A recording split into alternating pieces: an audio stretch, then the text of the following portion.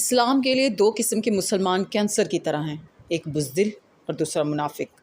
منافق اپنے آپ کو بچاتا ہے اور بزدل سب کو مروا رہا ہوتا ہے۔ آج کی آیت کا ترجمہ۔ پناہ مانگتی ہوں اللہ کی شیطان مردود سے، شروع اللہ کا نام لے کر جو بڑا مہربان نہایت رحم والا ہے۔ اور اے نبی صلی اللہ علیہ وسلم، کیا تمہارے پاس ان جھگڑنے والوں کی بھی خبر آئی ہے جب وہ دیوار پھاند کر اندر داخل ہوئے؟ جس وقت وہ داؤد کے پاس آئے تو وہ ان سے گھبرا گئے۔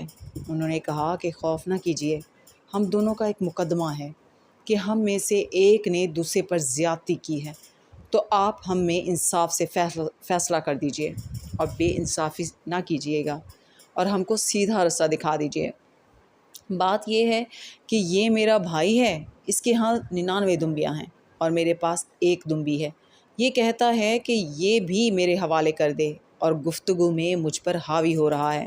انہوں نے کہا کہ یہ جو تمہاری دمبی مانگتا ہے کہ اپنی دمبیوں میں ملا لے، بے شک تجھ پر ظلم کرتا ہے اور اکثر شریک ایک دوسرے پر زیادتی ہی کیا کرتے ہیں۔ ہاں، جو ایمان لائے اور عمل نیک کرتے رہے، اور ایسے لوگ بہت کم ہیں۔